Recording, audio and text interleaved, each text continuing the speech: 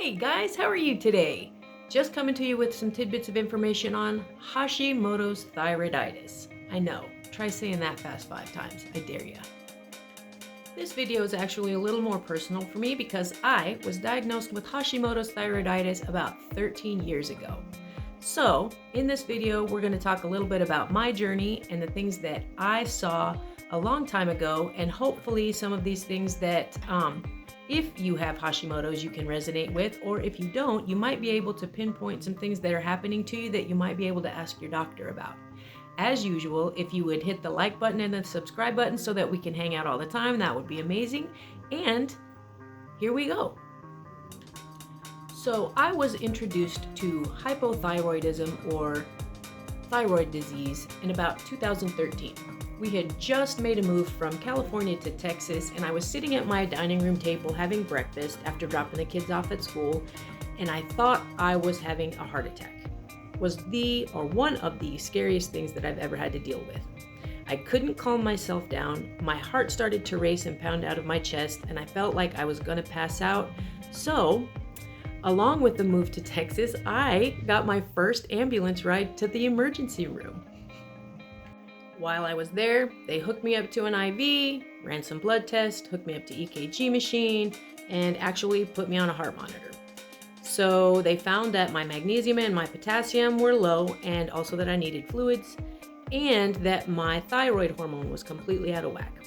So they prescribed me thyroid medication, levothyroxine, and gave me potassium, gave me magnesium, and told me that everything was cool, and sent me home.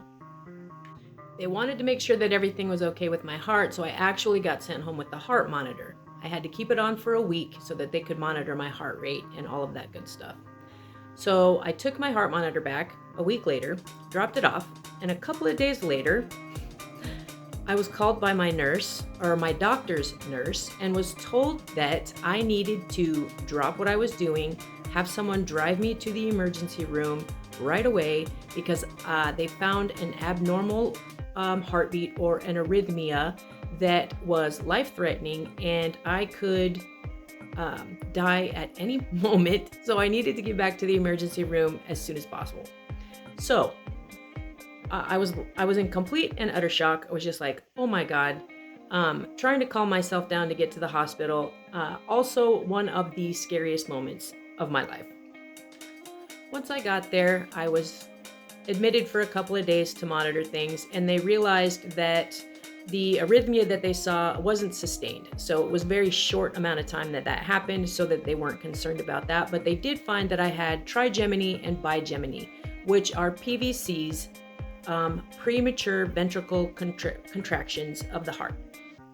Now I'm going to read you the definitions of what bigeminy and trigeminy are, so please bear with me. Bigeminy is the alternation between a regular heartbeat and extra skipped heartbeats. People may experience bigeminy as heart palpitations or fluttering, which I felt constantly. And trigeminy is an abnormal heart rhythm that causes an extra heartbeat. Specifically, the condition causes an abnormal heart rhythm to occur every third heartbeat. So it was doing a whole lot of shit to my heart that was just like, had me freaking out. Let's put it that way.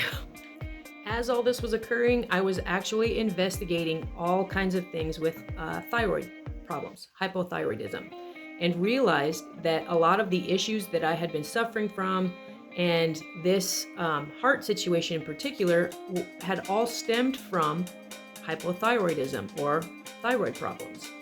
For those of you that don't know, your thyroid controls all of your hormones and most of the systems in your body. Crazy. It's a very small gland that is in the base of your throat, and it literally controls everything. Here are just some of the symptoms that you could have. Doesn't mean that you'll have all of them. It doesn't mean that you'll have 3 of them. You could have any of them. You could have actually none of them.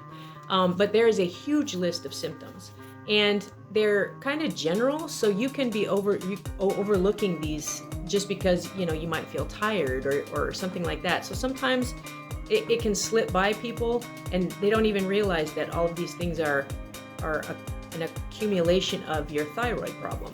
So fatigue and sluggishness, increased sensitivity to cold, increased sleepiness, dry skin, constipation, muscle weakness, muscle aches, tenderness and stiffness, joint pain and stiffness, irregular or excessive menstrual bleeding, depression, problems with memory or concentration, swelling of the thyroid, which would be called a goiter, puffy face, brittle nails, hair loss, enlargement of the tongue, heart problems, mental health issues, sexual and reproductive dysfunction, and poor pregnancy outcomes.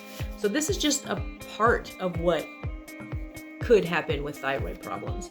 In my situation, it's Hashimoto's disease. So that is an autoimmune disease. So it's basically my body attacking my thyroid, my healthy thyroid tissue, and killing it because it thinks it's an invader. Pretty crazy, right? So once I got my medication dialed in, I thought everything was going to be cool and I wouldn't have these symptoms anymore and I wouldn't have any issues. And that's not what happened. Most of my issues went away. Most of the things just kind of evened out, and I didn't really think about them, didn't have an issue. I actually got some medication for my heart situation, so everything pretty much kind of leveled out.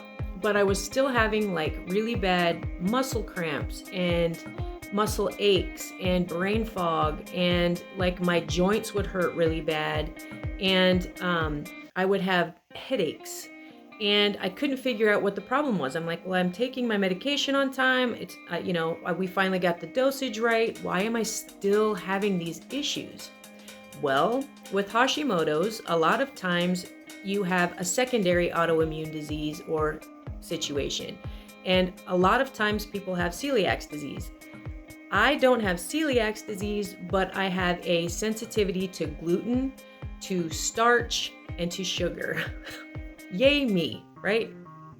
So I find that anytime that I eat gluten or very starchy vegetables or anything starchy, rice, stuff like that, or an excess of sugar, I end up within about 20 to 30 minutes of getting severe leg cramps, and I start to get a headache, and I also begin to see like brain fog. And the way that I can describe that is I get a really floaty feeling. Like when I'm trying to talk to people, I have the word on the tip of my tongue, but I literally can't get the words out. It's just like I just feel floaty. And I realized that I started to eliminate all the gluten, all the starch, and I tried to eliminate most of the sugar out of my diet, because that's kind of like, in all of my investigation and all of my reading, that's what most people had done and found that they had great success with it, that they were feeling really good. And I kept telling myself, that's not it, that's not it, that's not it. And I really tried to be able to eat bread and to eat rice and to eat sugar.